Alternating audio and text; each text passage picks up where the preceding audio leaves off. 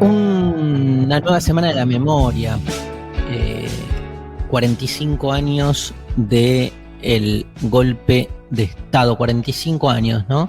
Yo tengo 52. Qué fuerte es saberte testigo de una experiencia de mierda, ¿no? Como fue una dictadura militar, pero como haber vivido un poco todo ese tiempo. Es muy loco porque la relación que uno tiene con la memoria, más con su vida infantil, es rara, ¿no? Vos, María, que naciste a finales de los 90, digo, ¿reconocés, por ejemplo, haber nacido durante el menemismo? No es algo que lo llevas en la piel. No, pero porque no fui nada consciente de la experiencia en ese momento. Quizás los 2000 los tengo más presentes, pero de una. Los 90 no es que digo, me siento, ¿no? Como tengo marcas de los 90. Sí, ¿y dónde aparece tu primer recuerdo? Ahí ya claro. en el kirchnerismo o en la salida de la crisis, ¿podés como reconocer algunas? Me acuerdo de los cacerolazos. Me acuerdo de estar en el balcón y decir, ¿qué pasa? ¿Qué es esto que escucho? Y no sé, tenía 4 o 5 años. ¿Y el 2001? Y escuchaba y como no entender nada. Y muchos años más tarde decir, este recuerdo en realidad era como... Qué fuerte cuando uno... Conectar, ¿viste? Ahí. Toma conciencia de la historia, que es su historia, digamos, porque uno en general tiene bastante escindida la historia personal con la historia social, pero nuestra historia personal de alguna manera va asociada permanentemente a esa historia política de un país, de una sociedad. Pero bueno, uno vive en una burbuja en algún punto, ahí como... Yo siempre, digamos, recuerdo muchas escenas de ese momento, más que era más grande que vos, ¿no? Digo, en el sentido de, sí, de Onganía en el 68 y de que Estudiante salió campeón del mundo.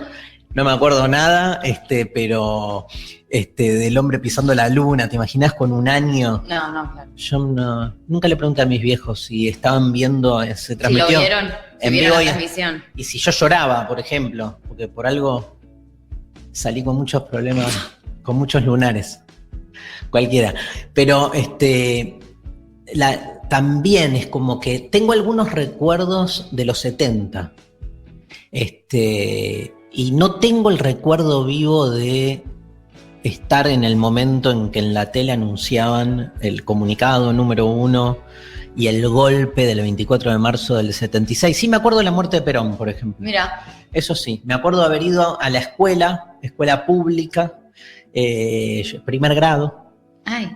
Y mínimo, pero me acuerdo que habían la bandera, la habían puesto a media asta. Y había unos días de duelo porque había muerto Perón. Y era como, murió Perón. ¿Qué pasó? Pero es raro. La otra vez me voy a la mierda con esto, pero sepan entender el recorrido que elegimos para hoy. Lo veía a Paul McCartney, que acaba de sacar un libro para niñes. ¿En serio? Te juro. No tenía este dato. Un libro para niñes. Y entonces estaba sentado y le leía cuentos a niñitos muy chicos. Obviamente estaban todas en el colegio, los maestros, las maestras, todos Paul McCartney. Obvio, los nenes que no tienen idea, probablemente.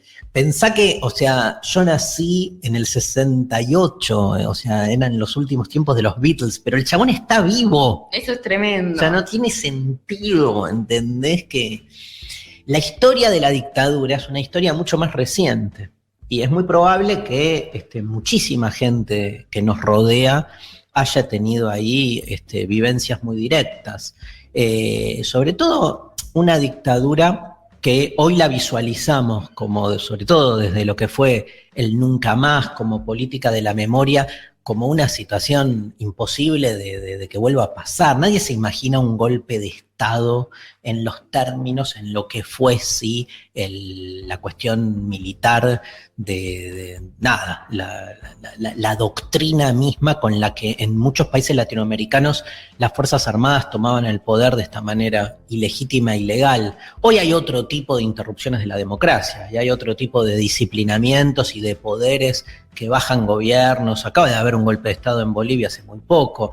pero es otra la lógica, ¿no? La lógica de los gobiernos militares venía acompañada, además del disciplinamiento cotidiano, por una violencia estructural y estatal, ¿no? Es el Estado puesto al servicio de la aniquilación de los ciudadanos. Esto es como un hecho inédito, más allá de la suspensión, no más allá, en continuidad con la suspensión de los derechos ciudadanos, hubo una purga con una violencia que llevó, digamos, a esta discusión acerca de si fue un genocidio, qué tipo de figura jurídica le cabe, ¿no? A los crímenes de lesa humanidad que han ido desde la matanza directa hasta el hecho, si querés, que quedó como más emblemático, que es la desaparición de personas y el secuestro de niños, ¿no? Cuando uno recuerda todas esas, cuando uno sabe de todas esas historias, lo que está bueno saber es que hoy hay gente vivita y coleando, que está al lado nuestro, que estuvo y que tiene una relación directa en las diferentes formas en que te relacionas con ese suceso, digamos. La gran mayoría fue un acompañamiento silencioso de lo que se suele discutir mucho acerca del rol de complicidad. Si vos callás, ¿hasta qué punto acompañás? También es cierto que la represión era violentísima, mansalva, y que cualquiera que levantaba un dedo lo hacían mierda, ¿no? Es algo imposible hoy de tomar conciencia y de concebir el grado de violencia estructural que había y que atravesaba todo, digamos. Básicamente porque hoy, con todos los quilombos que tenemos, cualquiera de nosotros se autopercibe como un ciudadano, lo es por ley, pero además tenemos esa soberanía propia. Yo voy caminando en la calle y sé que tengo derechos. En la dictadura lo que se suspendieron fueron los derechos. Entonces eras carne de cañón de cualquier cosa, ¿no? O sea, sabías que en cualquier momento te llevaban puesto. Y lo peor es que te llevaban puesto sin motivo, ¿no? Que es la gran discusión del otro lado, digamos, lo que siempre se quiso narrar es que hubo una guerra en la Argentina tratando de justificar esto. Claramente lo injustificable es haber tomado posesión ilegítima e ilegal del Estado y generar una aniquilación de parte de la sociedad. La sociedad autoinmunizándose, si me permiten la metáfora, ¿no? Destruyéndose a sí misma. Y es todo tan reciente. ¿Sabes qué me acordaba, Maru? Que en la ESMA, sí, uno de los lugares más reconocidos, donde en la ESMA había un casino de oficiales que uno lo ve medio desde la Avenida Libertador. En el tercer piso era donde se llamaba Capucha, ese tercer piso, donde llevaban a muchos secuestrados, y después, hubo una decisión de a todos ellos matarlos, a la gran mayoría, en los vuelos de la muerte, que los llevaban y tiraban los cuerpos al río, ¿no? Y yo pasé 1000 veces por ahí. En aquel momento. Claro, porque yo iba a un club que quedaba, el Club Casa, ¿sí? Que quedaba pasando la General Paz a 30 metros, y mi viejo me llevaba en auto. Entonces, pero me acuerdo miles de veces de haber mirado para ahí. Sí, que aparte llama la atención. Haber visto, ¿no?, los soldados, en esa época estaban, ahora no, estaban los soldados, las garitas, y de todo el edificio ya de por sí es como imponente. Y mi viejo de decirme, no, acá estudian para ser marineros, me había dicho, nada. Y era como, es muy loco porque es muy probable que en algún momento, enfrente de la ESMA hay un kiosco. Sí, claro. Hay edificios. Hay casas, hay negocios, colegios. Lo que es dejar de ver, ¿no? La dictadura tiene algo de eso y lo que más me preocupa de la dictadura es lo que siempre me preocupa, gente, la elaboración de un sentido común. Lo loco es que ahí, en la ESMA, está muy cerca de la cancha de River. Sí. Y uno de los hechos también muy conocidos de lo que sucedió en la Argentina fue el Mundial 78, donde hay muchos relatos de sobrevivientes de la ESMA de cómo todo el mundo, cómo se escuchaban los goles, la gente gritando Argentina, Argentina. Pero te voy a decir algo. Muchos torturadores gritaban los goles. Y escucha esto. Y muchas víctimas. Porque no es tan lineal, digamos. O sea, hay relatos de torturadores y víctimas gritando goles. Pero porque, así como hay historias muy famosas de amor, ¿no? Entre el torturador y la víctima, como hemos visto en alguna que otra película. Porque ahí hay algo que se desmadraron, cuando se dice se desmadró las fronteras de lo correcto, lo incorrecto, se fue toda la mierda. Y en el 82, cuando Galtieri dijo, vamos por las Malvinas, 3 días antes, mucha gente había ido a la plaza, como canta Charly García en No Bombardé en Buenos Aires, había ido a la plaza unos días antes a gritar en un paro de la CGT contra el gobierno militar por el lambreo, y sin embargo 3 días después, ese 2 de abril, la misma plaza alberga a la misma cantidad de gente vivando a Galtieri. Y no me cabe duda, María, que alguien que fue el 30 volvió a ir el 2 y que se tratase de la misma persona, y que esa contradicción esté en el fondo de lo que sucedió en este golpe cívico-militar, en esta dictadura que de algún modo, digamos, y sin desgranar las responsabilidades de cada uno, llegó a los niveles más, a los estratos, digamos, más fundamentales de la sociedad. Si no se mantiene un gobierno tanto tiempo en el poder. Ahí hubo una connivencia, de nuevo un sentido común, obviamente con un ejército puesto al servicio de la, comillas, seguridad interior, que te hacía mierda. Hoy, toda la lista de canciones de hoy son canciones censuradas en la dictadura. Con algún tipo de censura. O sea, era tremendo todo lo que allí sucedía. Lo que me interesa es el recuerdo que nos queda y la pedagogía que hay sobre eso. Vos, ¿cómo te enseñaron la dictadura? ¿Cómo lo viviste desde chica? Y un poco nos metemos en la consigna de hoy a partir de ahí. La verdad es que siento que en todo lo que fue mi educación primaria, también al estar en una institución pública, hubo una presencia, hubieron actos, hubieron actividades que los docentes nos hacían hacer, pero no recuerdo nada muy puntual. Sí que tuve un acercamiento al tema, porque no es que no lo desconocía. Pero cuando vos te dicen la dictadura, ¿qué es lo primero que se te viene a la cabeza? Bueno, los desaparecidos, la apropiación de hijes, nietes, todo lo que... Pero los desaparecidos, número uno. Número uno, sí, la palabra de desaparecidos, claramente, primero. Es la categoría. Es la categoría principal, me parece, que recuerdo, que también se enseña, ¿no?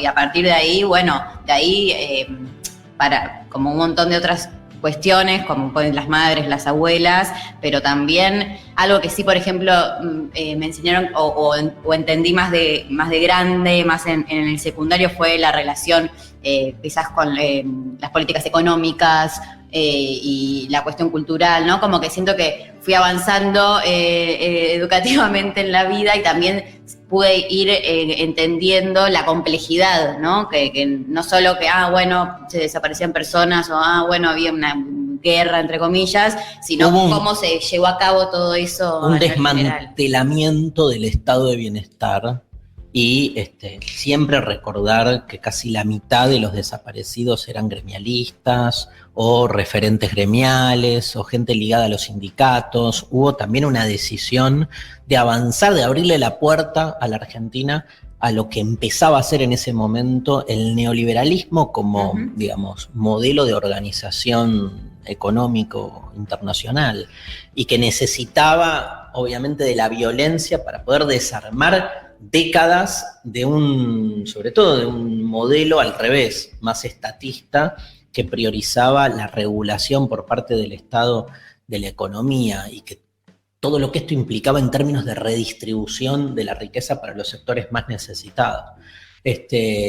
Pero mirá, digamos, es cierto esto que marcás, cómo a lo largo de tu vida, primero te pegó más por la cuestión, digamos, si querés, más conocida de los desaparecidos, incluso la cuestión cultural, pero al toque, en algún momento, que también es un impacto. Hubo un clic ahí. Uno hace un clic y dice, esto es un proyecto económico. Claro, esto es como más complejo, no es que solo pasó esto, sino que estuvo acompañado de un montón de otras cuestiones. La otra vez veía un documental que decían, no es que los militares llamaron a Martínez de Oz, sino las clases económicas, digamos, con Martínez de Oz a la cabeza, que fue el ministro de Economía de la dictadura, apoyaron y promovieron este tipo de golpe, el golpe, ¿no? Entonces, cambia un poco ahí la lógica. Hoy tenemos una consigna que tiene que ver con esto. O sea, ¿qué es lo primero que se te viene a la cabeza cuando escuchás hablar de la dictadura? ¿Dónde nos tiene que escribir la gente y qué sorteamos? María Stanray. Bueno, nos pueden mandar sus respuestas a través de la aplicación, a través de Twitter también, de Instagram también. Participan por 2 libros, estamos sorteando de Planeta, uno de Victoria Herrera, Carne de Cañón, y el otro de Mariana Eva Pérez, Diario de una Princesa Montonera. Participan por estos 2 libros respondiéndonos entonces a la consigna del día de hoy. Carne de Cañón de Victoria Herrera, que lo presentamos el lunes pasado, y hoy vamos a hablar un ratito en nuestro espacio auspiciado por el Grupo Planeta de Diario de una Princesa Montonera, libro que se está vendiendo un montón este mes, lo veo por todos lados. Mariana Eva Pérez, un libro de humor, un libro pero que está buenísimo también para hay como una narrativa, está el de Saborido también, donde se mezcla humor, historia, política. Me copan ese tipo. Nació un nuevo género. Sí. El staff nos contesta, ¿no? La consigna. El staff nos contesta la consigna. Nos dice, por ejemplo, Mariana Collante: tengo recuerdos de muy chica, el allanamiento a mi casa, y que recién entendí lo que había pasado varios años después, cuando mi mamá y mi tía me sentaron y me explicaron. Tremendo. Bueno, Marian, obvio, aparte de haberlo vivido en carne propia, un allanamiento y no entender qué de tan chiquita. Sophie Cornell nos dice: yo lo que tengo más presente son los centros clandestinos de tortura. El carácter de lo clandestino me destruye. Saber que tantas personas sufrieron aberraciones en la oscuridad. Sí, me imagino.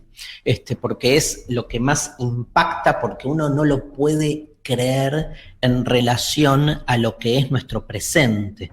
Uno, dentro de todo, se siente enmarcado en un dispositivo jurídico del que uno siente, ya que esto es una democracia, que tiene ciertos derechos. Esa sensación en esa época de estar todo el tiempo por fuera de la ley, ¿no? Porque fue un gran estado de excepción lo que allí sucedió. El Congreso se cerró, o sea, no existían ninguna de las instituciones, el periodismo estaba censurado, no había ninguna contraparte, ¿no? Que muchas veces tenías por un lado el accionar de ciertos grupos guerrilleros que todavía estaban ahí presentes, que intentaron algún tipo de resistencia, pero que claramente fueron diezmados a lo largo de los años. Hay muchas historias que cuentan, aparte hubo todo un operativo por parte de los montoneros, digamos, de volver, porque muchos se habían ido, y muchos fueron vendidos en ese operativo, un temazo histórico para también recordar. Y después era la resistencia cotidiana, que tenía que ver no con la lógica de pelear de igual a igual, porque, o sea, no peleas contra la totalidad. Esto era la totalidad, el Estado desplegando su poder. A ver, yo me acuerdo, cuando uno piensa en la dictadura, no piensa solo en la cara de Videla o de, no sé, el jefe de policía Camps, ¿no? Por ejemplo, Ramón Camps, tremendo, digamos. Pensemos en el preceptor del colegio, que estaba empoderado y sabía que podía avanzar sobre cualquier alumne sin ningún tipo de contralor. Esto es lo importante, que es pensar la dictadura desde el micropoder. No solo un presidente que hace lo que quiere, sino que en todos los estratos de poder, el director de un hospital, el médico, nada, o sea, en cualquiera, en la escuela, en la oficina, en el hospital, en las oficinas burocráticas, en cualquier lugar se ejercía ese poder constante. Y todo el mundo denunciaba a todo el mundo, además. ¿Qué dice? ¿Quién? ¿Iván? Iván nos manda el mundial y también me vienen los pibes de Malvinas y la tapa de gente, que no las manda, la famosa tapa que estamos ganando. Sí. Y Lali dice, como a María, a mí también me impresionó primero que nada la figura del desaparecido y cuando era más chica siempre tenía miedo que entren a mi casa en la noche a raptarme con ese hecho muy presente. Nos vamos a la primera canción, esperamos las respuestas, hay mucha gente, ¿no? Escribiendo un montón de... Bueno, buenísimo. Y nos vamos escuchando, como les dije, Pablo 30 nos preparó una musicalización especial para hoy.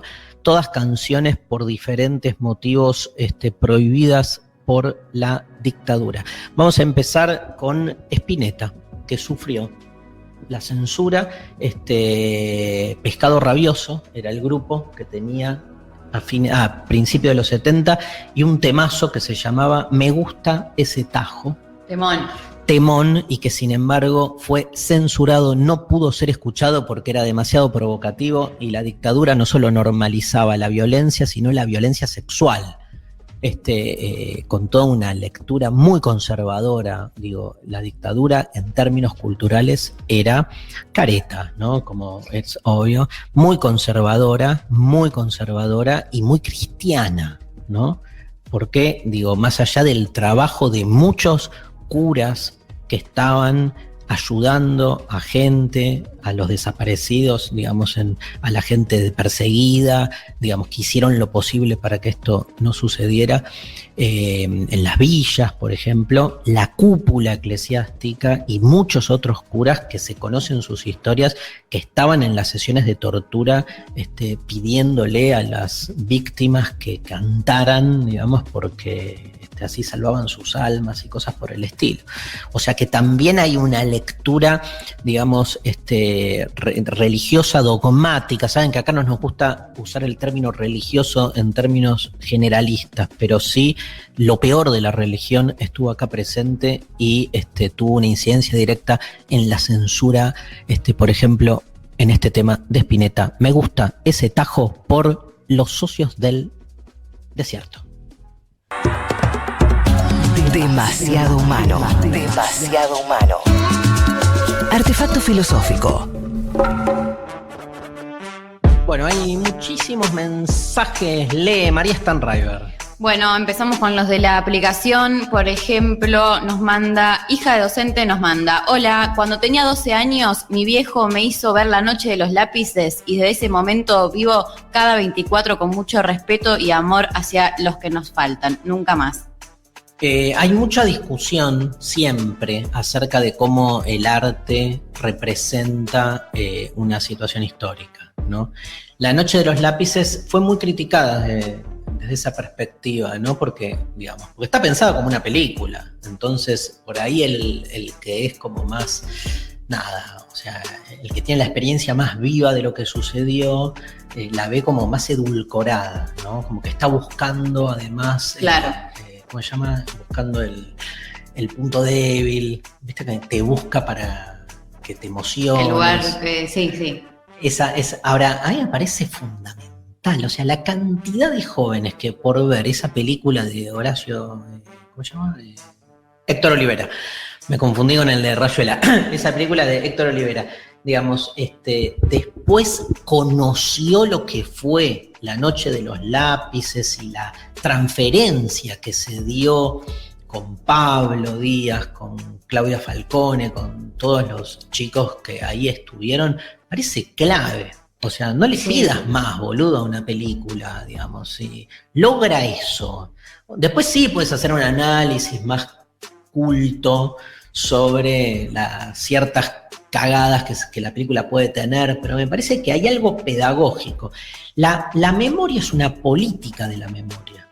Y entonces la emoción es un recurso que es válido para lograr que la memoria esté viva, ¿no? Entonces, obvio, podés caer en lugares naif y todo eso, pero bueno, tampoco la pavada. Obvio, bancamos totalmente.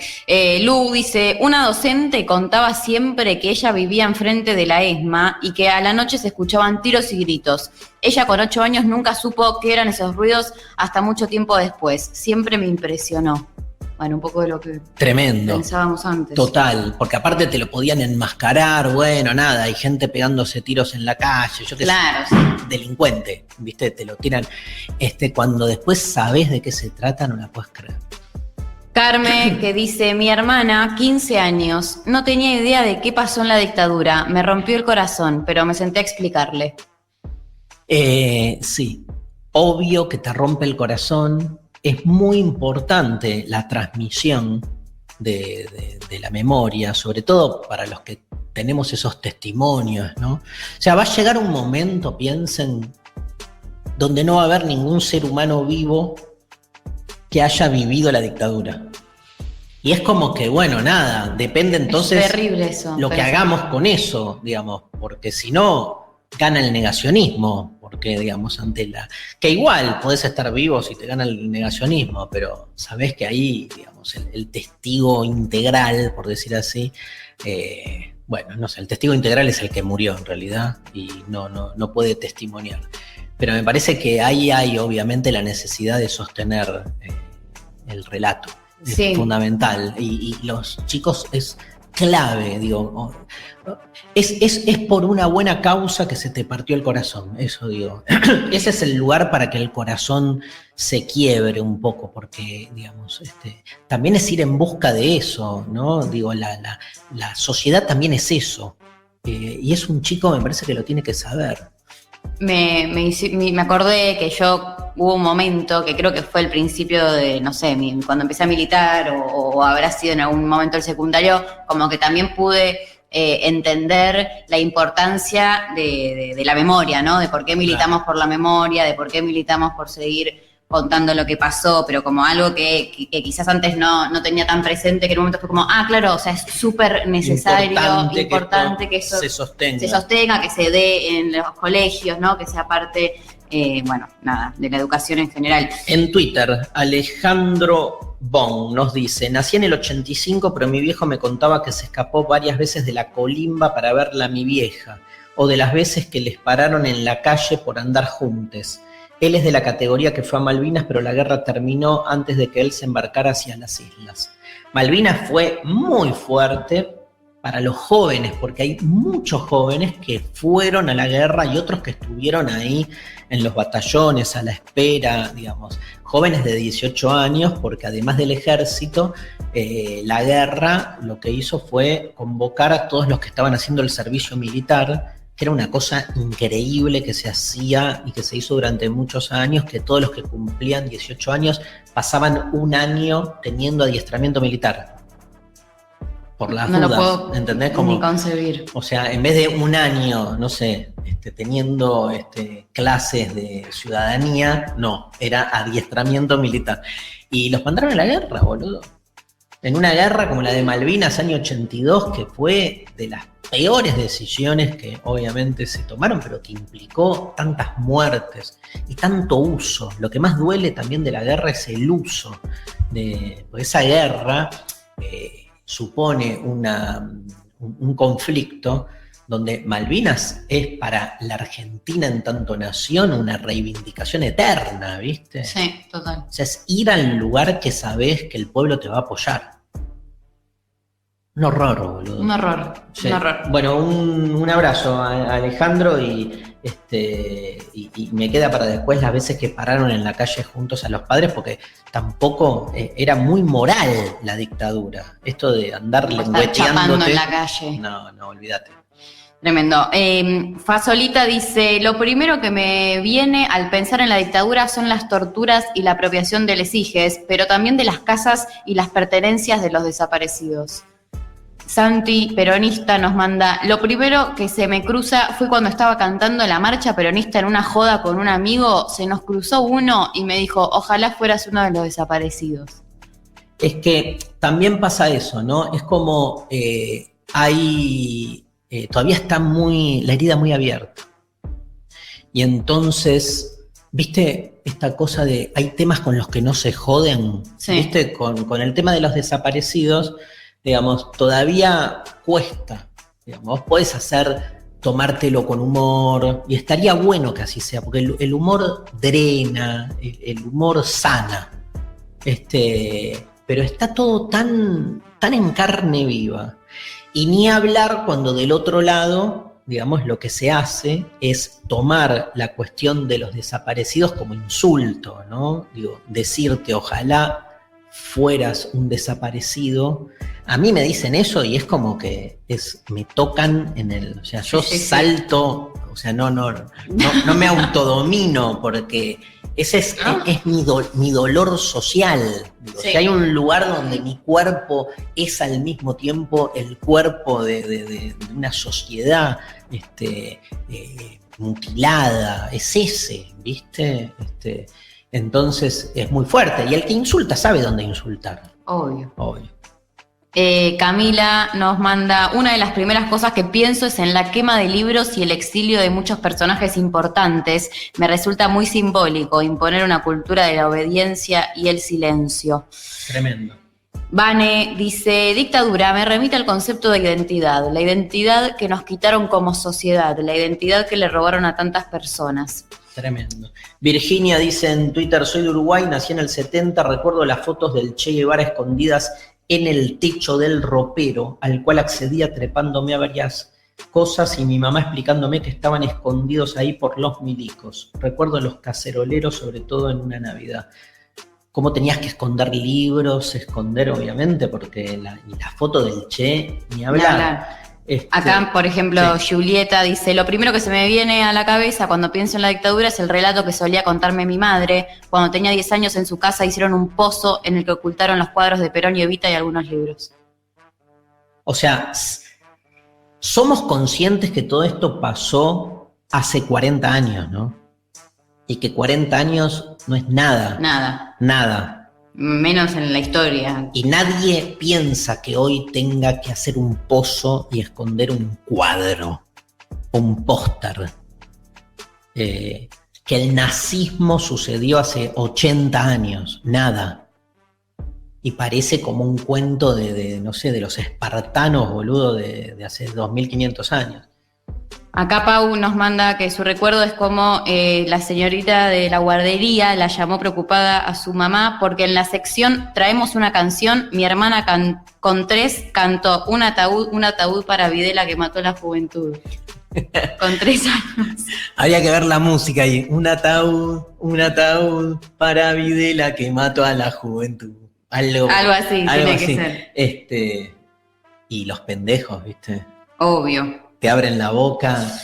Acá dice, un gran abrazo a la oyenta. Marcela Gregory nos dice: difícil elegir, pone el comunicado número 1. Ese es un recuerdo muy patente. Tremendo. Y 2, la desaparición de mi cuñado, pone Marcela, y las caras de piedra de los policías, milicos, curas, abrazo. Porque aparte la desesperación, lo que después fue tomado por los organismos de derechos humanos como representación de tanta gente secuestrada y desaparecida, para muchas personas, digamos, que por ahí no tenían contacto con estos organismos, era ir solos a preguntar por la nada, y todos te miraban y te contestaban con la famosa frase más recurrente de esa época, que es: igual, algo habrán hecho, ¿no? O sea, si la policía se lo llevó, por algo será. Por algo será. Eva dice: lo primero que se me viene a la cabeza cuando pienso en la dictadura militar es la oscuridad. Facu dice: tengo muy claro el momento en el que se instauró la memoria por la dictadura a partir del gobierno de Néstor. Tenía 11 años y fue una revelación de la historia con la que conecté desde lo emocional. Paula dice, tengo 31 años, no lo viví, pero pienso las lágrimas de mis viejos por sus amigos que no están, la fuerza de los hijos de desaparecidos y las luchas inmortales de madres y abuelas, nunca más. Hay mucho Mundial 78, y mucho La Noche de los Lápices.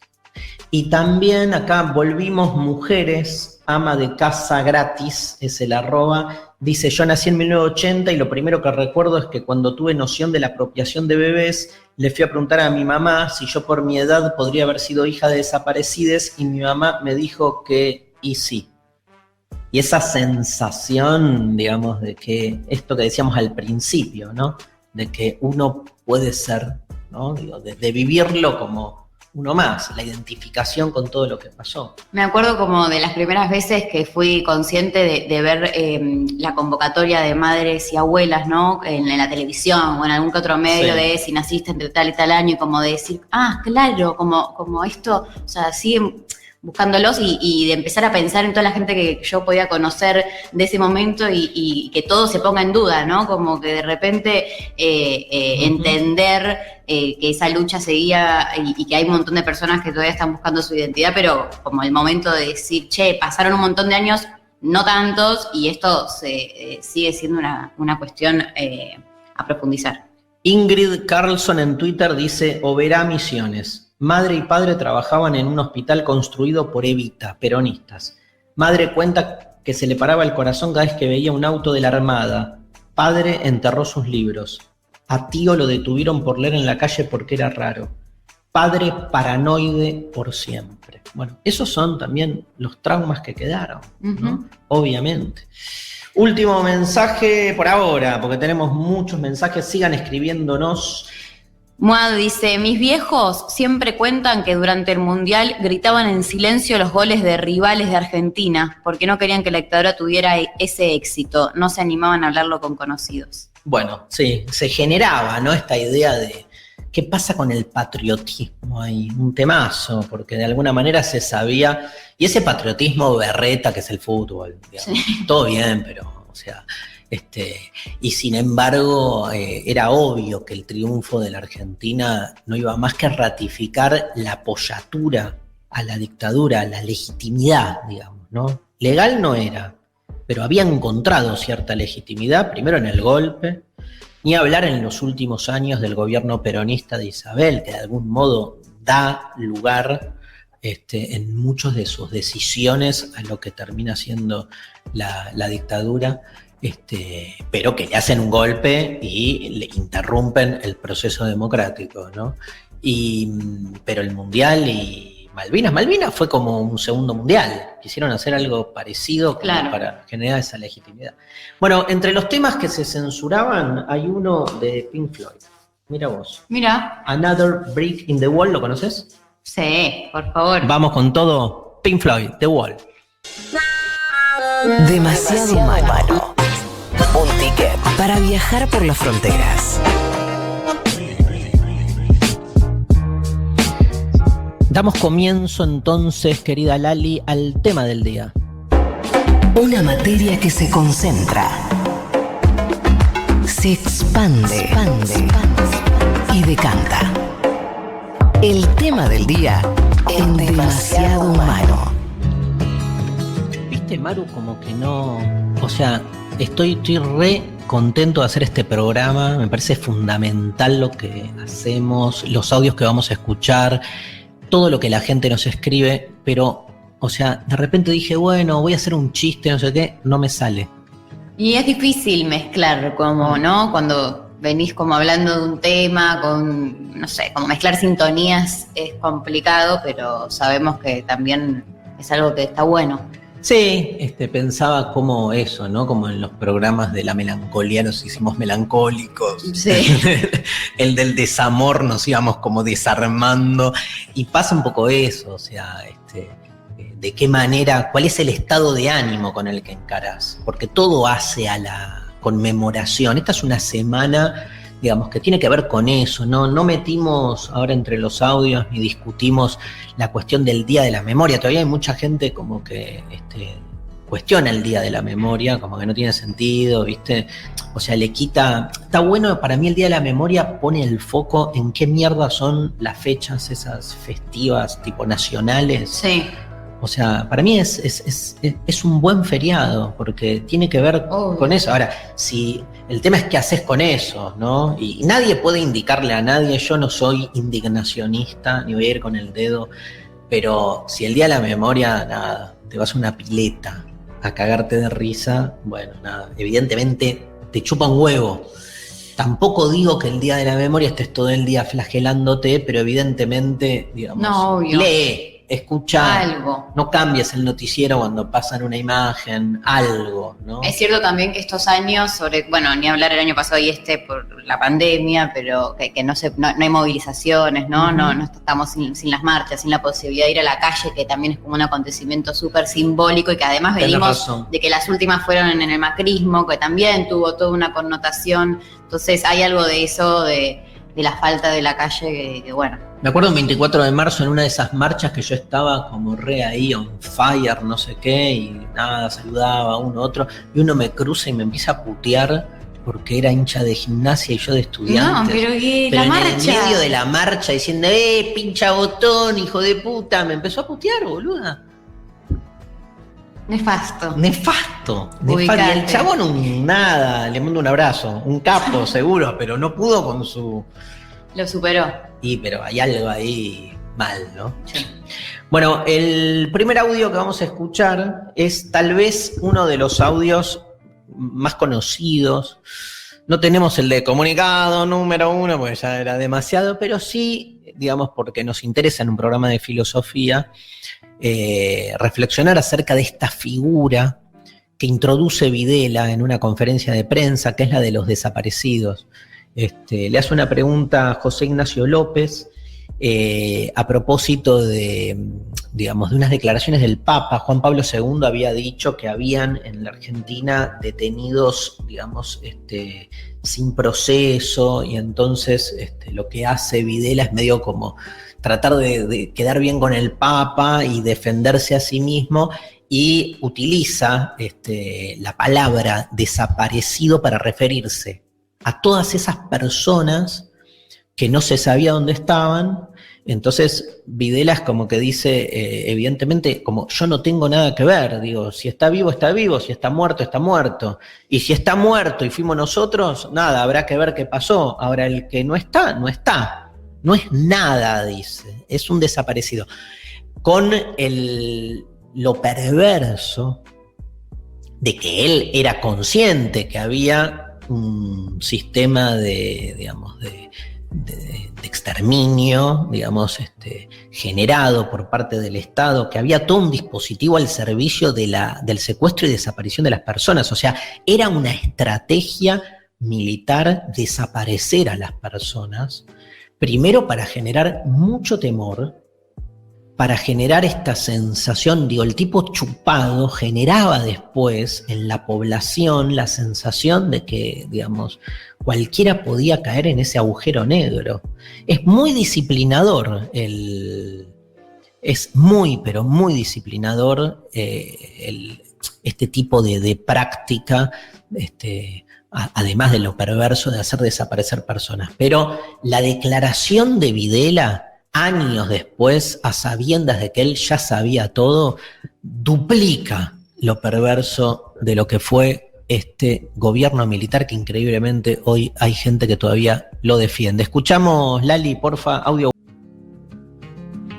Todo es pasmoso, todo lo que escuchamos acá, todo es un horror, todo una cosa peor que la otra, ¿no? ¿Qué sentías, Maru, cuando escuchabas? No, me mata lo de no tiene entidad, es terrible, es como el... Tremendo, todo, pero aparte porque primero tratando de chuparle las medias al Papa, y además de chuparle las medias, como distinguir si el Papa cuestiona la cuestión de los derechos humanos, la está usando, ¿viste cómo usa Videla el término omnicomprensivo? Ay, sí. Anda a cagar, pero como Videla está usando la idea de derechos humanos ligada o asociada a la versión o visión cristiana del hombre, que es una visión que obviamente defiende lo humano. Claro, el problema para un Videla que se cree él defensor de los derechos humanos es que considera que hay una cantidad de humanos que no aplican a la categoría de humanos. Así cualquiera, o sea, derechos humanos solo para los que yo decido que es humano. La categoría de derechos humanos pone en jaque justamente la naturaleza del humano, porque lo que está todo el tiempo exigiéndonos es contemplar el lugar humano de aquellos que en cada época sostenemos que no merecen esa entidad. O sea, nada más aberrante, nada más, digamos, directamente ligado a esto que se estaba hablando acá, digamos, nada más contrario a los derechos humanos que la respuesta de Videla. Porque la respuesta de Videla, negando la entidad del desaparecido, es negar ontológicamente su condición humana. Esas personas que están desaparecidas, en realidad, en el vocabulario de los milicos, no merecían ningún tipo de defensa ni de legalidad. ¿Por qué? Porque se sostenía, y acá sí hay cierta lectura cristiana que tiene que hacerse cargo, de que genera una escisión donde quedan del otro lado personas endemoniadas, enemigos. Esta lectura del enemigo permanente es una lectura que, llevada al extremo, termina masacrando al otro. Todo está mal. Después, si el tipo fallece, tiene un tratamiento, si apareciera, tendrá un tratamiento X. O sea, ya el X y la Z, fallecido o no, son también categorías que deshumanizan, ¿no? Que justamente hablan de las personas como números y no como personas.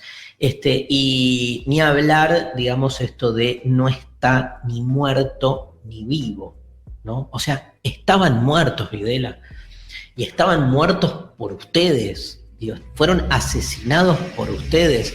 Decir que no está muerto ni vivo es simplemente no solo ser cómplice de un relato, ser el ejecutor de un relato que decide mentir.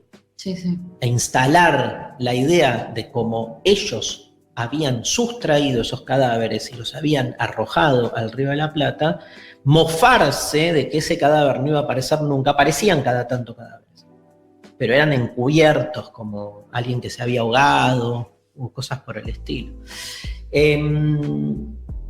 Tremenda fuertísimo. Fuertísimo. Hablábamos de la censura antes, y quiero escuchar, hubo un censor muy famoso que se llamó Miguel Paulino Tato. Mirá. Siempre me acuerdo de Tato el censor, y yo pensaba que Tato era como el nombre, porque estaba Tato Bores en esa época. Podía dar de nombre Tato. Podía dar Tato, y en realidad era el apellido. Me acuerdo siempre, mi vieja, mi mamá, muy, muy cinéfila, sí. Lo nombraba a Tato, ¿no? Porque el tipo aparte era otro perverso, que lo que hacía era cortar, digamos, películas, y él era muy cinéfilo. Claro. O sea, él se vio todas las películas. Se vio todas las películas porque tuvo que intervenirlas. Que decidió cortar. Felipe Piña siempre cuenta que una vez Tato censuró una película surrealista, y que ya la película surrealista no se entendía. No se entendía de por sí. Imagínate, claro. Cortada, porque aparte cortaban en lugares insólitos, porque se veía un pezón. O claro, porque alguien decía una palabra inconveniente, ¿entendés? Bueno, y acá encontró Mariana. Tato asumió como director del ente de calificación cinematográfica en agosto del 74 durante la presidencia de Perón. Sin embargo, a diferencia de otros funcionarios, siguió en su cargo a partir del golpe. O sea, ya venía censurando en el gobierno peronista de Isabel, y siguió hasta fines de 1980. Miren esta entrevista increíble que le hacen al principal ejecutor de la censura en Argentina. Señor Tato, ¿es usted censor? Me siento censor, me sentí siempre, porque creo que hacer crítica de cine es ya ejercer la censura. De alguna manera también la ejerce todo el mundo cuando a la mañana o a la tarde, en fin, elige la película que va a ir a ver. Uno no va al primer cine que encuentra, el que está a la vuelta de casa, va al cine que elige uno mismo viendo la cartelera y diciendo esta película no, esta sí. ¿Qué tiempo lleva frente al lente? 9 meses. ¿Y usted sabe que en tan poco tiempo lleva el récord mundial de prohibiciones? Exactamente, hemos prohibido ya 125 películas y estoy muy satisfecho de esa tarea higiénica y espero que si me dejan unos meses más voy a llegar a las 200 películas que son mi ideal prohibir en un año. Ay, Dios, pero, o sea, dos cosas que claramente me liquidan. Uno, como el récord mundial que, quiero llegar a las 200. Segundo, la tarea higiénica. Me mató. La sanidad del alma. Ay, Dios. Y de tu ojo. Y tercero, que ser censor es como ser un crítico de cine. No, o sea, ese primer momento es terrible. Vos cuando, elegís también cuando elegís un cine y la peli. Vos cuando el año pasado no dejabas que tus hermanos vieran Fuerza de Mujer antes de MasterChef Celebrity. Era censora. Estabas ejerciendo la censura, que aparte no los obligabas, cambiabas el canal. Claro. Una cosa es censurar y otra hacer cosa es... zapping de repente. Claro, la lucha por el zapping, boludo, que es otra cosa. El orgullo. Pero ese nivel de orgullo. Es tipo un médico que corta un apéndice. Mi ideal es llegar a las 200 películas, bueno. O sea, la censura de lo que estamos hablando, el chiste del surrealismo, es posta. O sea, lo que estamos hablando es que no era como hoy, viste que hoy pasa que... Ay, me manché el anteojo, qué boludo. Hoy pasa que de repente tienen que pasar una película en Canal 13. Sí. Y entonces, nada, sale alguien en bolas. Entonces que la cortan. Pero la editan de tal modo que vos ni te das cuenta. No te das cuenta, con un criterio mínimo estético, de continuidad, de montaje, contratan a un montajista para hacerlo. Esto me imagino que debe haber sido desprolijo y choto. Tremendo, no había absolutamente ningún criterio y uno veía la película, no entendía absolutamente. Es como cuando ahora te bajas una peli que es medio trucha y decís, che, faltan partes, ¿qué pasó acá? Que te cortan una parte, es como, siento que debe ser esa sensación, como que de repente falta un pedacito, ¿no? Como faltan unos segundos y queda todo re raro. Es muy importante, hablando de la censura, vamos a escuchar una canción, Lali, Mariana, Como mata el viento norte, temazo de La máquina de hacer pájaros. Temazo, nos gusta por un montón de motivos, pero lo que poco se sabe es, la canción tiene en una parte una estrofa que dice, es un buen día, hay algo de paz, la tierra es nuestra hermana. Y ahí se escucha un piano de Charlie. Y en realidad la canción decía, los asesinos son los demás. Esa estrofa, ese verso, fue prohibido por la dictadura. Después Charlie la grabó entera, la canción, pero quedó, la canción que se escucha siempre tiene... Es la censurada, digamos. La censurada, porque es la que quedó dando vuelta. Me parece un temazo, me parece, digamos, que además ejemplifica bien el espíritu de la época. Aquí, en Demasiado Humano, en la Futurock, La máquina de hacer pájaros, como mata el viento norte. Demasiado Humano. El desierto crece. Y crecen los mensajes. Crecen los mensajes. Paul dice, me acuerdo del primer 24 en la plaza en 2003. Tenía 7 años y estaba con mi papá. Le pregunté quiénes eran todos los que estaban en las fotos en el piso. Cuando me dijo que les habían desaparecido, se me cayó todo. Tremendo, qué bueno. Bien Paul, bien ese padre. Bien ese padre. Mara dice, me acuerdo cuando mi papá me contó que mi abuelo le dijo que si le llegaba la carta para ir a la guerra, le iba a quebrar un brazo para que se quede en casa. Tremendo. La carta se perdió en el correo y no llegó. No, zafó. Zafó sí. De todo. 80, mi abuelo siempre cuenta que tuvo que salir una noche a un descampado a quemar libros y panfletos del PC porque se estaba poniendo heavy la cosa y tenía que cuidar a su familia. Esa imagen no se me borra. Tremendo, tremendas imágenes. Es muy fuerte lo que sucedió en relación al Mundial, ya lo habíamos dicho. Queremos escuchar el relato final. Durante ese partido final, Argentina llega a la final y juega con Holanda. Después de un partido, ¿te acordás, querido Iván Santarciero, que le mandamos un abrazo, donde Argentina le tiene que ganar por 4 goles de diferencia a Perú y le gana 6-1? o 6-0. Goleada. Pero de una manera, sí, pero tipo... Trucho. Un poco trucho. Se discutió mucho, ¿no? Y llega a la final y juega con Holanda. Holanda, digamos, siempre aparte en Holanda fueron muy críticos a la dictadura, habían jugadores que no querían jugar, por ejemplo, se generó como todo una representación del holandés como antiargentino. Yo me acuerdo de estar en la calle Avenida Corrientes, Cortada, y todos gritando mayonesa, mayonesa, mayonesa, mayonesa. Que se metan en el culo las banderas holandesas. Ay, Dios mío. Inimaginable, ¿no? Mayonesa. Mayonesa.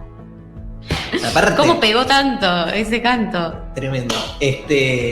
No se movían los peruanos, dice Iván Santarciero. Bueno, hubo, creo, ¿no? Iván, hubo declaraciones después de que sí. Algunos que decían como que hubo un acto medio ahí de algo raro, y otros como también por temor, ¿no? Claro. ¿Qué pasa acá? ¿Viste? Que desaparece gente, ¿qué haces, boludo? Juega por atrás. Tremendo todo. Y había un relator muy famoso que se llamaba José María Muñoz.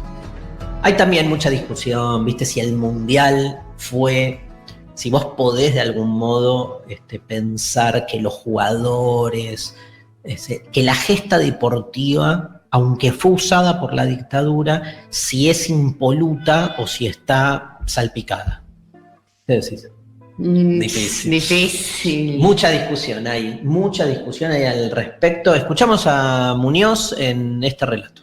El público en las tribunas, Argentina, Argentina, el presidente de la República de tiempo, los brazos delante, y recién ahora está conversando con el almirante Macera, recién estaba el presidente con los brazos delante, como un simpatizante más del fútbol, un hombre más de este pueblo argentino, que tiene por delante un gran camino por recorrer. Que el fútbol sea la gran motivación para que el país haga cosas, para que los objetivos se cumplan, como se cumplió este campeonato del mundo.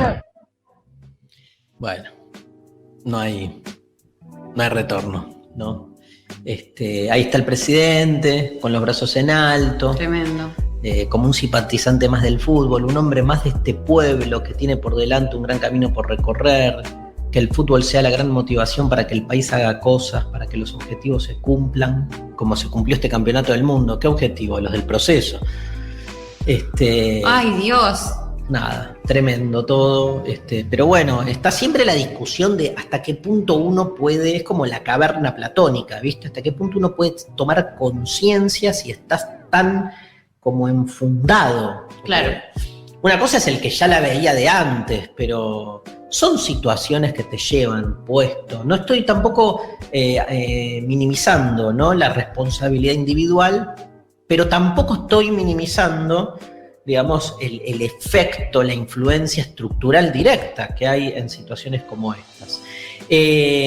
Un último tema que quiero compartir es la discusión, el revisionismo que hay sobre la dictadura. Hoy, como decíamos, tenemos un montón de gente de la política, periodistas, que levantan la bandera de Videla, de la dictadura, y si no, de relativizar lo que fue, ¿no? Digo, retomando, restaurando la teoría de los dos demonios, como diciendo acá hubo una guerra civil, una guerrilla, digamos que la había, ¿no? Digamos, pero una guerrilla contra el Estado. Ya plantear esa guerra civil y decir la guerrilla contra el Estado es insólito por la simetría que esto implica, pero digamos, sí hay como una relativización y sobre todo un cuestionamiento al kirchnerismo de utilizar la simbología de los derechos humanos y de la dictadura como parte de su relato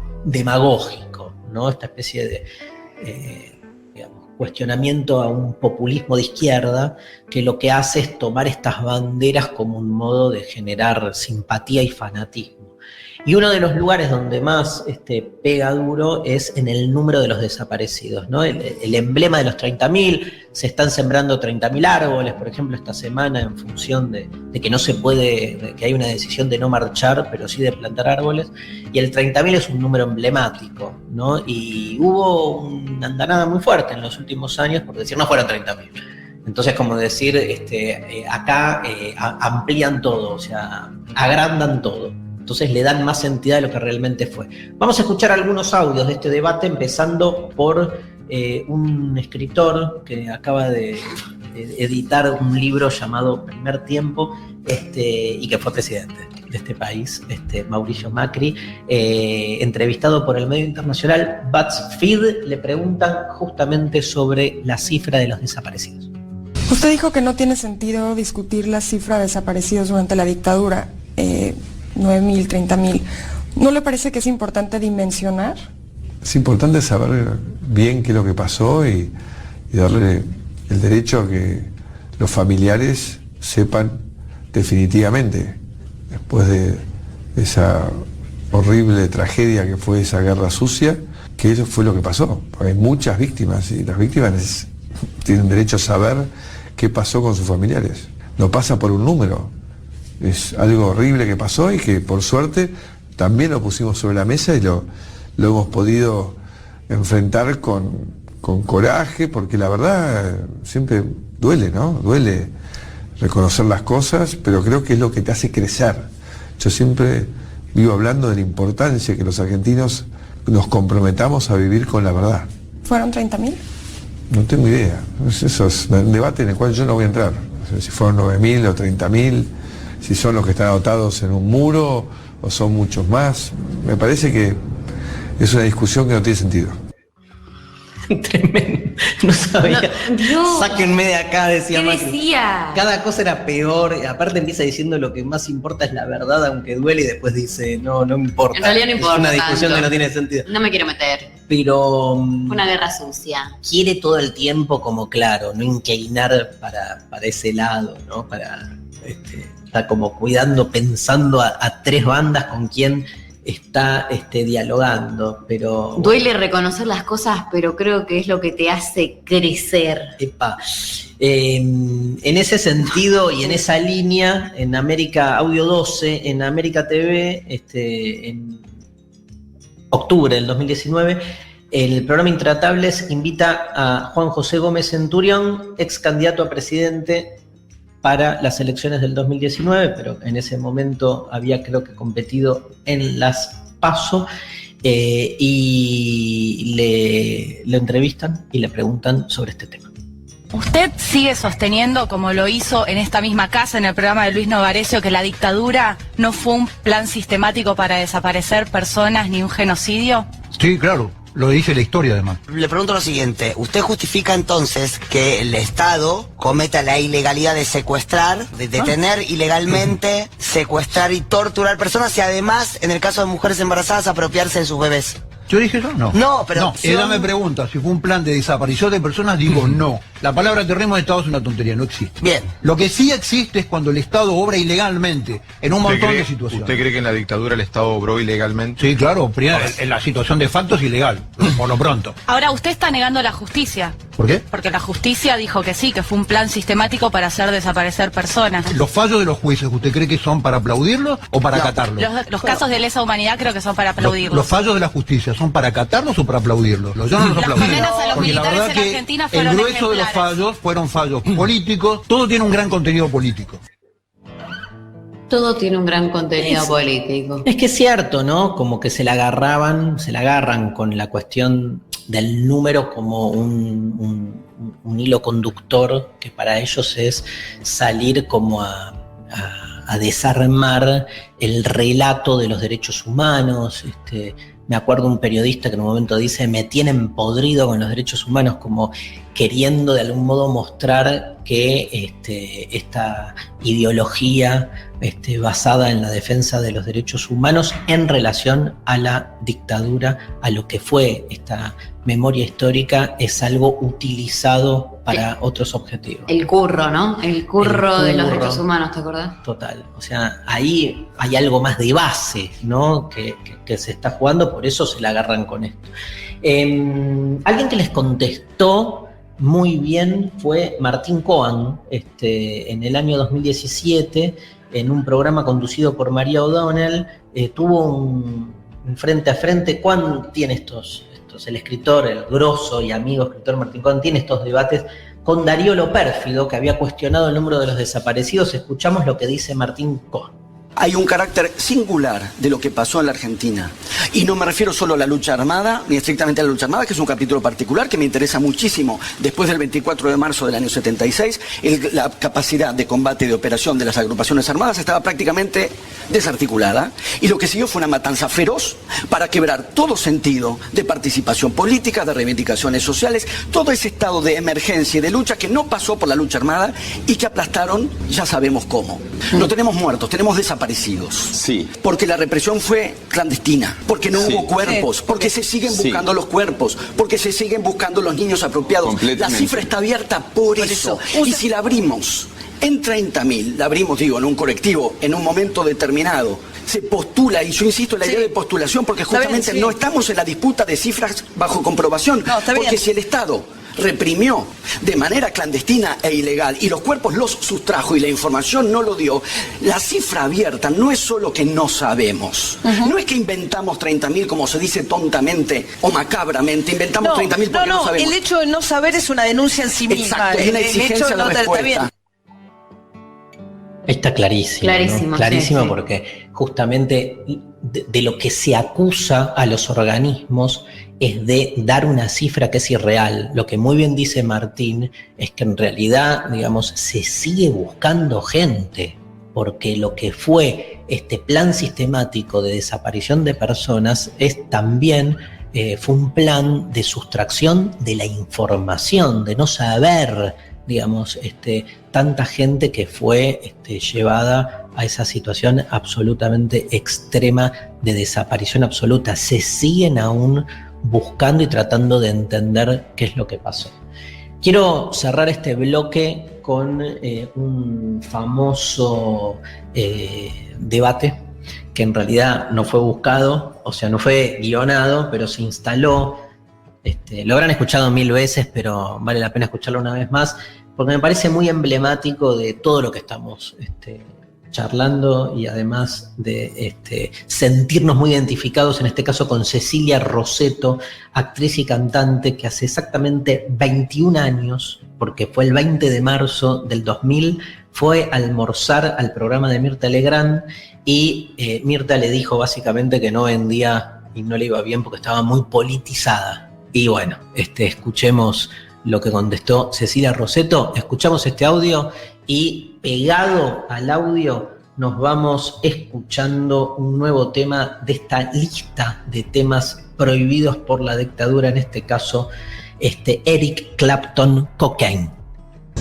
Cada vez que venís al programa siempre hablas de política, en lugar de hablar de lo tuyo, de tu talento, de tus espectáculos que haces, siempre muy politizada, muy de izquierda, demasiado. Qué triste. ¿Qué triste qué? Y qué triste, digo, que se digan esas cosas. Bueno, qué triste así, que digan así. Es así, están demasiado politizada, demasiado. Tengo un pasado, pero no está pasado de moda. Está pasado de moda. No, perdón, no está pasado de moda. No, yo te digo. No está pasado de moda. Yo tengo un marido desaparecido y no está pasado de moda. Me tomé el atrevimiento de decirle a Cecilia que está muy politizada, que nadie le va a impedir viajar y trabajar de pronto en Miami, que hoy día esas cosas ya se pasan por alto, lo que vale es el talento, y vos lo tenés y mucho.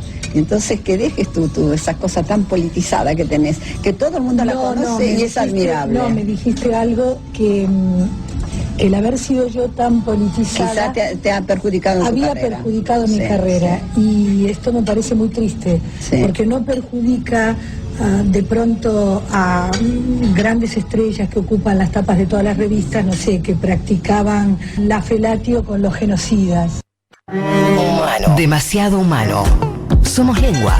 Somos lenguaje.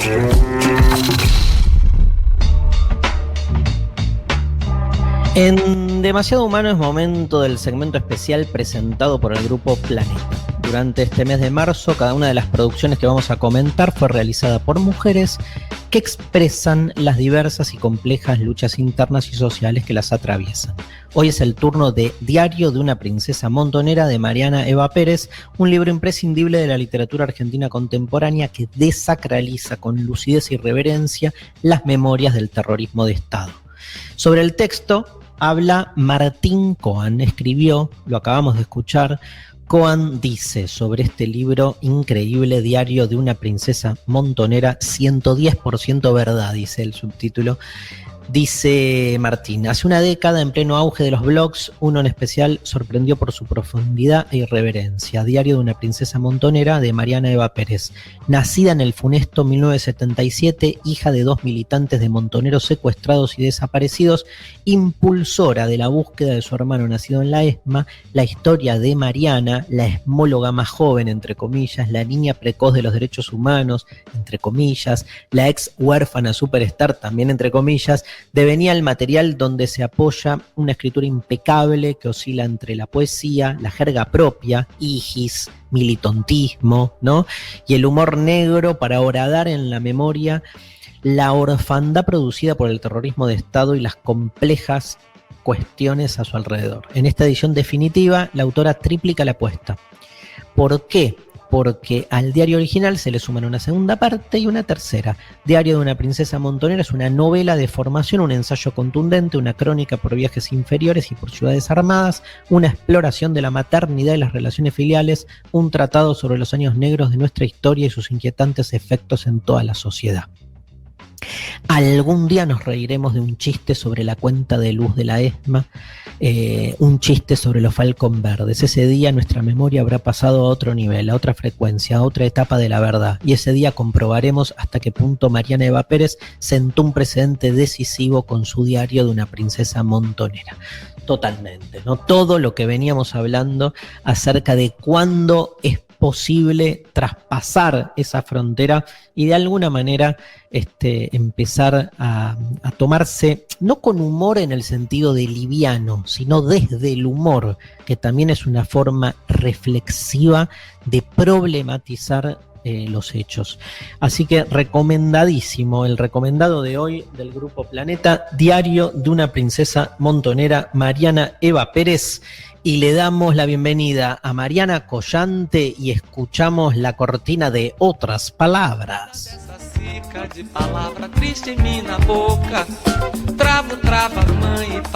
Hola Mariana. Hola, buenas tardes. ¿Cómo andan?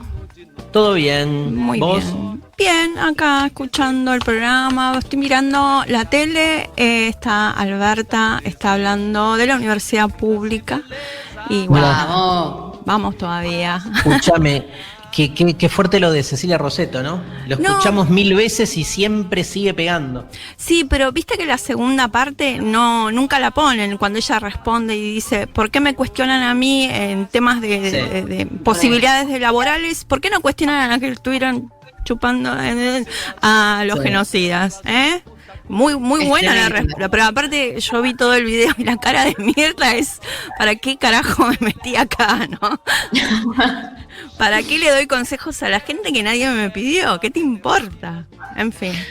¿Qué nos trajiste hoy, Marian? Bueno, hoy traje libros de música. Hoy vamos a hablar de una editorial independiente que hace muy poco cumplió 15 años, se llama Gurbet Musical y como su nombre lo indica, edita libros de música, pero libros para pensar la música. ¿Por qué deberíamos pensar la música? Por cosas como esta, ¿no? Para muchas personas la música establece su identidad y con eso una forma de ver la vida, lo político. No es lo mismo ser punk o un fanático de Sandro, ¿no? No es lo mismo, no estoy haciendo valoraciones, no es lo mismo, solamente digo.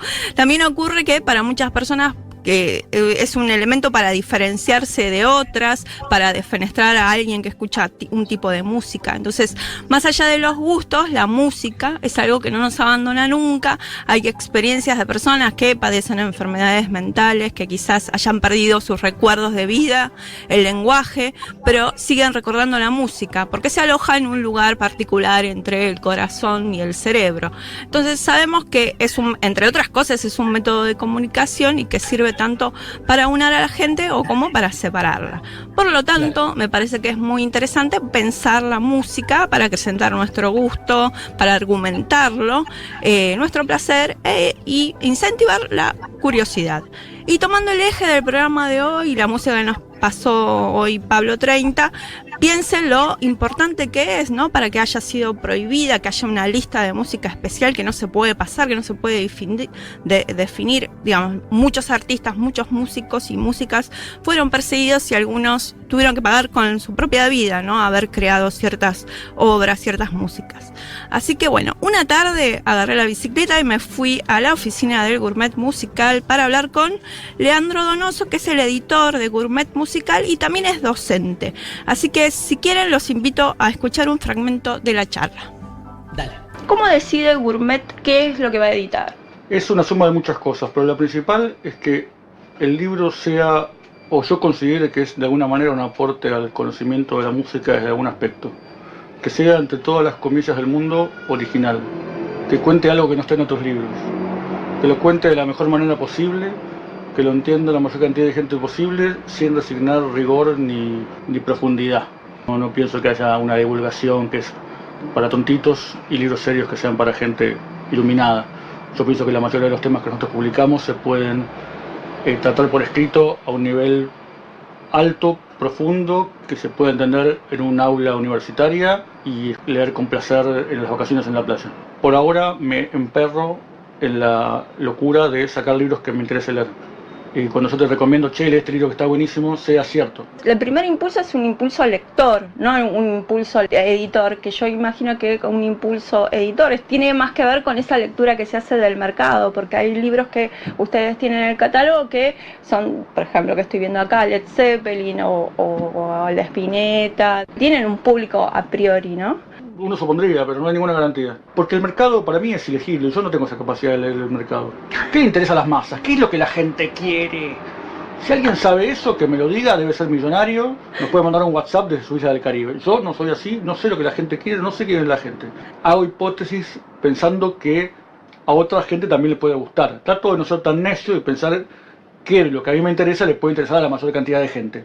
Entonces voy con lo que yo sé, que es dónde tengo temas que me parecen interesantes para proponer, dónde hay libros que yo, aunque sean temas difíciles o aproximaciones no tan obvias, puedo sentarme con cualquier persona y decirle, lee este libro porque vale la pena y te va a decir algo. No podés pensar el resto del mundo sin tener en cuenta la música, no podés pensar la historia, ni la actualidad, ni la política, ni la economía, ni la sociedad sin tener en cuenta la música, porque eso está mucho más presente y es inseparable de todo el resto de lo que está pasando. Si vos miras a la música vas a ver cosas que no están o que no se ven tan claramente desde otras disciplinas. Aun cuando no sepas música, que es una cuestión muy discutible. ¿Qué quiere decir saber música, no? Me refiero, aunque no sepas leer una partitura, digamos. Claro. Hay mucho para pensar. Y por otro lado, yo soy los convencidos de que para la persona que escucha música, cuanto más sabe, conoce, lee y aprende sobre música, más disfruta. Hay un preconcepto muy romántico con la música. Leer sobre música, ¿qué sentido tiene? La música es para sentir. Como que todo pasa directo al corazón. Y yo digo que del oído al corazón tiene que pasar por el cerebro.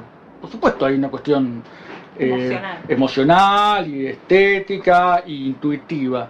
Pero yo creo que cuanto uno más conoce, más entiende de dónde viene esa música, cómo se hizo, quién la hizo, en qué momento se hizo, para qué, cómo funciona, más disfrutás y esa parte emocional y sensible se ve como una especie de droga que te aumenta la sensación. Hoy tenés lo que quieras. En tu celular tenés lo que quieras. Tenés más tecnología en tu celular de la que tenían los Beatles en todo el estudio de Abbey Road. Bueno, a ver qué haces ahora con eso. Y hay mucha gente haciendo montones de cosas. Tenés gente como Alfredo Rosso, que es un histórico que está diciendo que esta es una época de oro del rock argentino. frente a otros que dicen que no pasa nada. Lo que pasa es que es muy difícil a veces ver lo que está pasando en el momento. Claro, me parece que la tarea es como seleccionar, o sea, Exacto. la curaduría, digamos. Y eso se hace conociendo, por eso nuestros libros son importantes, por eso leer sobre música y saber sobre música es importante, porque toda esa información es la que te permite separar la paja del trigo, ver qué es lo que es interesante y elegir con más herramientas de las que uno puede tener intuitivamente o pasar por alto lo que te dan los medios. Sí, los prejuicios también propios.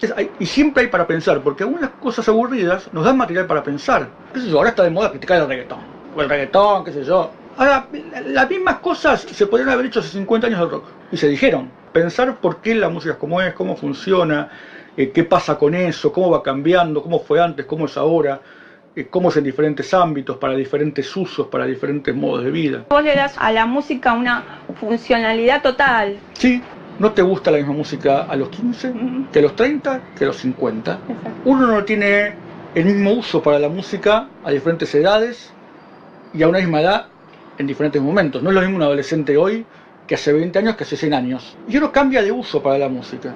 Ahora, yo digo que la gente que le gusta un poco más la música, hoy escucha hardcore trash, mañana te escucha a Daddy Yankee, y después te escucha a Led Zeppelin, y mañana te escucha un tango. Algunas cosas le gustan más, les gustan menos, les interesan más, Claro, van pero, cambiando. Pero lo que hay ahí es curiosidad. Por supuesto, un bien cada vez más escaso. Exacto. Es así como viajar, uno aprende, entonces uno sabe cómo vive en el lugar donde vive, pero vas a otro país y ves, mira cómo vive esta gente, mira cómo come, mira lo que hacen con la misma cosa que nosotros tenemos, y eso te ilumina tu propia vida, tu propio contexto. Con la música es lo mismo. Bueno, estábamos escuchando a Qué Leandro. piola, Sí, Leandro Donoso, te da ganas de ir a comprar todos los libros de Gourmet Musical y leerlos, porque realmente es muy interesante. Yo estoy leyendo varios.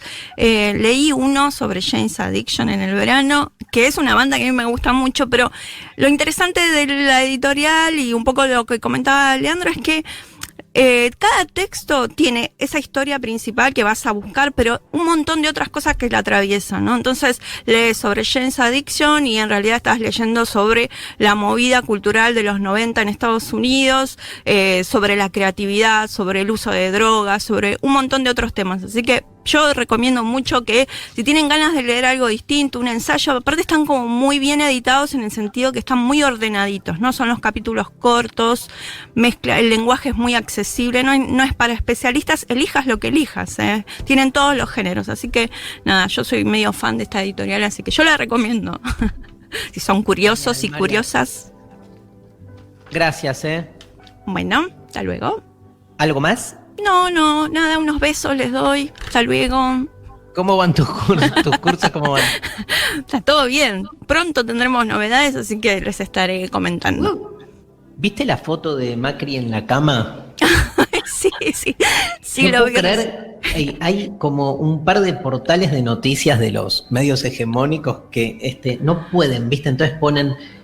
la foto generó gente a favor y gente en contra, todos en contra. Y hay 10 personas que pusieron, me identifico con Macri porque así trabajé todo el año, tirada en la cama.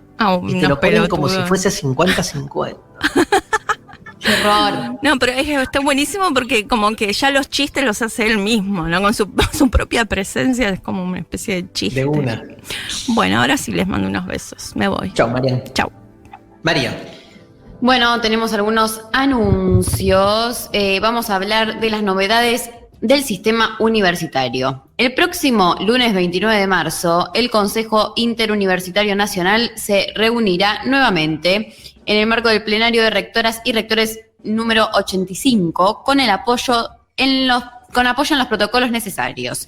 Luego de un año de distanciamiento social motivado por la pandemia, las autoridades proyectan un encuentro presencial que contemple la participación simultánea mediante la virtualidad de quien así lo desee. A la vez, el evento contará con la transmisión en vivo y abierta mediante el canal oficial de YouTube. Conoces las actividades del Consejo Interuniversitario Nacional en sim.edu.ar.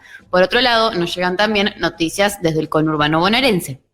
La Universidad Nacional de Quilmes te invita a participar de la convocatoria Voces y Votos. A través del programa de Cultura de la Secretaría de Extensión comenzó la búsqueda de escritores y escritoras que desean enviar sus obras literarias en el marco de la celebración del 70 aniversario del voto femenino en Argentina. El objetivo de la convocatoria es propiciar y promover la difusión de obras escritas que exploren las múltiples dimensiones que se despliegan a partir de la celebración de dicho aniversario y la puesta en perspectiva desde nuestro presente. Las obras formarán parte de una publicación colectiva y digital de acceso libre y gratuito. Encontrás más información en unq.edu.ar. Bueno, tenemos ganadores. Hay, claro que sí, les ganadores. Hay gente que ahí escribió preguntando cuándo se repite. Cierto, tenemos para recordarles que los domingos a las 15 horas por este mismo canal pueden escuchar la repe de Demasiado Humano y que también, si así lo desean, pueden encontrar todos los programas ya emitidos, subidos al canal de Spotify de la radio. Hay ganadores. El diario de una princesa montonera de Mariana Eva Pérez lo gana Andrea de Rosario, que nos dijo: las ráfagas de tiros, las sirenas a la noche, el miedo constante, los comunicados, no salir sin documentos, la madre de mi amiga quemando una pila de libros peligrosos en el patio, nunca más. Por favor, Andrea, manda un mail a demasiadohumanook@gmail.com y Carne de Cañón de Victoria Herrera se lo lleva José Ale, que por Instagram nos mandó la desaparición de Pablo Míguez, el desaparecido más joven de 14 años. Supe la historia la primera vez que fui al Parque de la Memoria. Me debo haber quedado 1 hora llorando y mirando la escultura en el río. Bueno, la producción se contacta contigo entonces para coordinar la entrega del libro. Me estoy yendo a la ESMA, que hacemos Desiguales desde ahí, con Ofelia Fernández y Felipe Piña, el amigo Pablo Caruso y Luli Trujillo, los conductores de este programa que hacemos en la TV pública. Vamos a hablar de todos estos temas. María Stanriver. Me pasé re bien, gracias. Me re gustó hacer este programa. A mí también, nos vemos el lunes que viene. Feliz cumpleaños a mi hermano, a tu tío. Cierto. Maurito, que no está escuchando ni en pedo. Ni en pedo, pero no feliz cumple. Y Mariana Collante, como siempre, un gran abrazo. El equipo de siempre, Iván Santarciero, Sophie Cornell y la grosa de Lali Rombolá desde la Futurock. Señoras, señores, nos vamos escuchando Aquelarre, otro de los temas prohibidos, violencia en el parque. Esto es Demasiado Humano en la Futurock. Nos vemos para las semanas de la Semana Santa.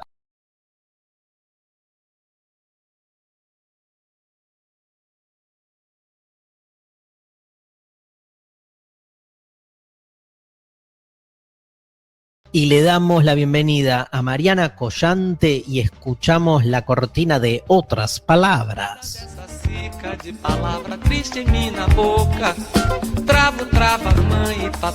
Hola Mariana. Hola, buenas tardes, ¿cómo andan?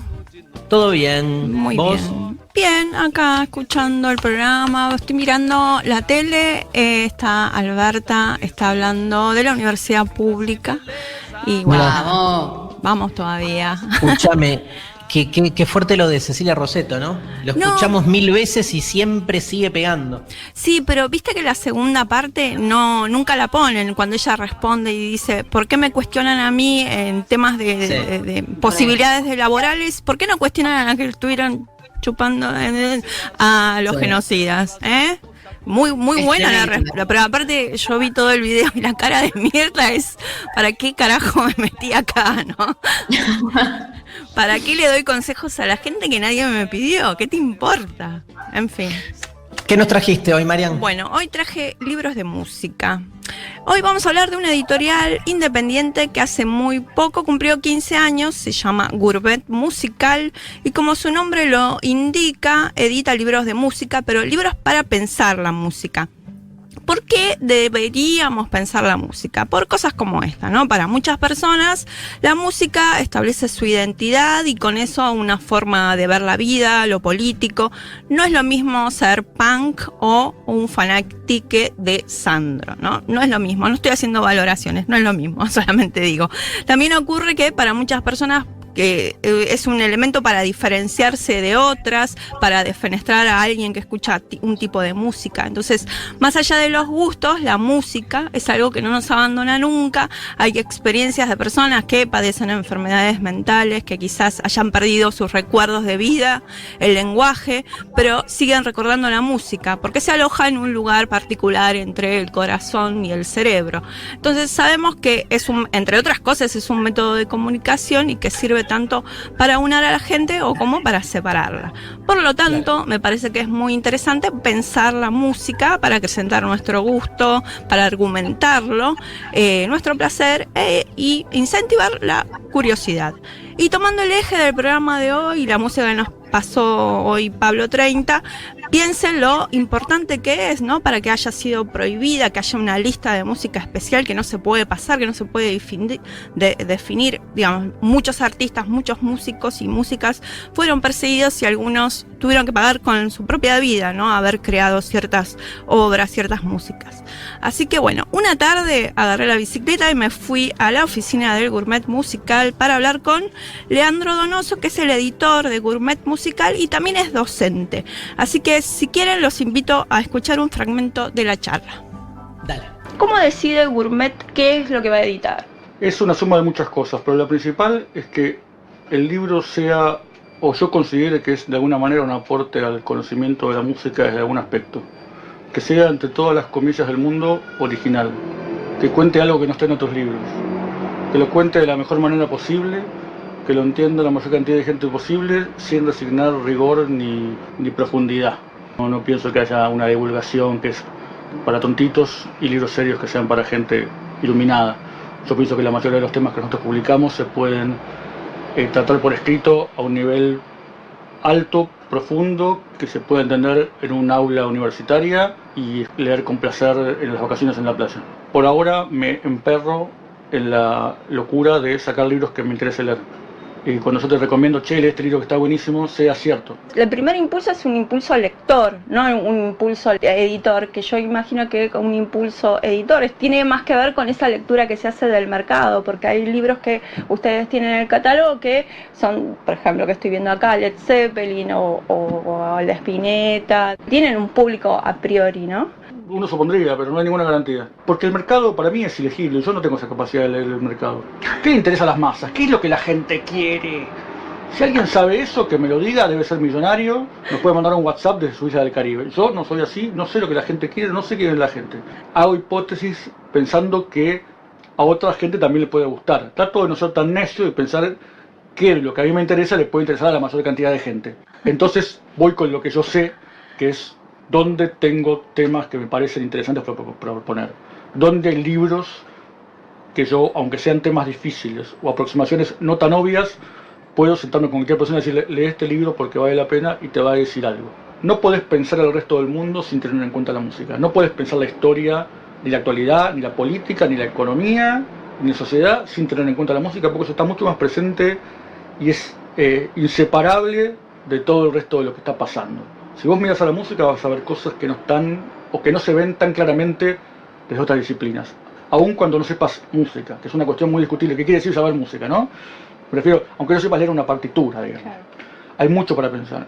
Y por otro lado, yo soy los convencidos de que para la persona que escucha música, cuanto más sabe, conoce, lee y aprende sobre música, más disfruta. Hay un preconcepto muy romántico con la música. Leer sobre música, ¿qué sentido tiene? La música es para sentir. Como que todo pasa directo al corazón. Y yo digo que del oído al corazón tiene que pasar por el cerebro. Por supuesto hay una cuestión emocional y estética e intuitiva. Pero yo creo que cuanto uno más conoce, más entiende de dónde viene esa música, cómo se hizo, quién la hizo, en qué momento se hizo, para qué, cómo funciona, más disfrutás y esa parte emocional y sensible se ve como una especie de droga que te aumenta la sensación. Hoy tenés lo que quieras. En tu celular tenés lo que quieras. Tenés más tecnología en tu celular de la que tenían los Beatles en todo el estudio de Abbey Road. Bueno, a ver qué haces ahora con eso. Y hay mucha gente haciendo montones de cosas. Tenés gente como Alfredo Rosso, que es un histórico que está diciendo que esta es una época de oro del rock argentino. frente a otros que dicen que no pasa nada. Lo que pasa es que es muy difícil a veces ver lo que está pasando en el momento. Claro, me parece que la tarea es como seleccionar, o sea, Exacto. a la curaduría, digamos. Y eso se hace conociendo, por eso nuestros libros son importantes, por eso leer sobre música y saber sobre música es importante, porque toda esa información es la que te permite separar la paja del trigo, ver qué es lo que es interesante y elegir con más herramientas de las que uno puede tener intuitivamente o pasar por alto lo que te dan los medios. Sí, los prejuicios también propios. Y siempre hay para pensar, porque algunas cosas aburridas nos dan material para pensar. ¿Qué sé yo? Ahora está de moda criticar el reggaetón. O el reggaetón, qué sé yo. Ahora, las mismas cosas se podrían haber hecho hace 50 años del rock. Y se dijeron. Pensar por qué la música es como es, cómo funciona, qué pasa con eso, cómo va cambiando, cómo fue antes, cómo es ahora, cómo es en diferentes ámbitos, para diferentes usos, para diferentes modos de vida. Vos le das a la música una funcionalidad total. Sí, no te gusta la misma música a los 15, que a los 30, que a los 50. Exacto. Uno no tiene el mismo uso para la música a diferentes edades y a una misma edad en diferentes momentos. No es lo mismo un adolescente hoy que hace 20 años que hace 100 años. Y uno cambia de uso para la música. Ahora, yo digo que la gente que le gusta un poco más la música, hoy escucha hardcore trash, mañana te escucha a Daddy Yankee, y después te escucha a Led Zeppelin, y mañana te escucha un tango.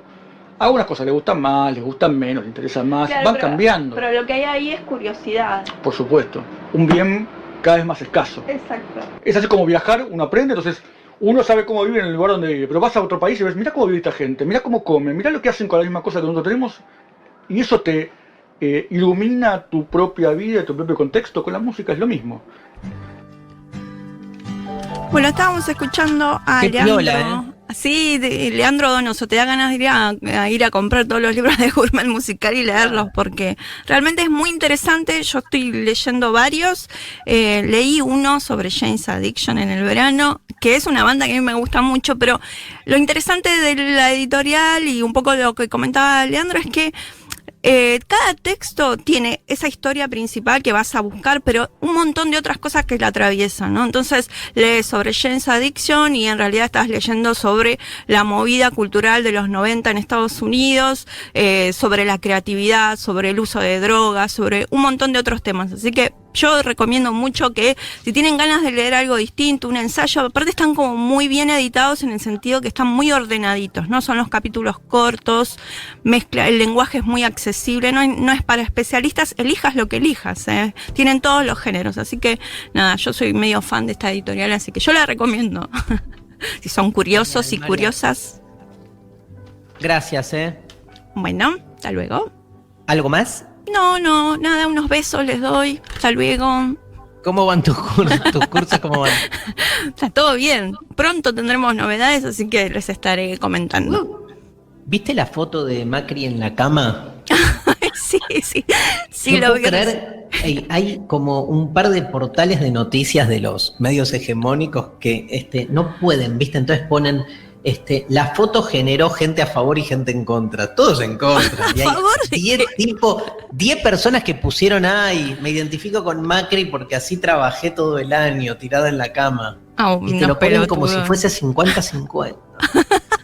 Qué horror. No, pero está buenísimo porque como que ya los chistes los hace él mismo, ¿no? Con su propia presencia, es como una especie de chiste. De una. Bueno, ahora sí les mando unos besos. Me voy. Chau, Marian. Chau.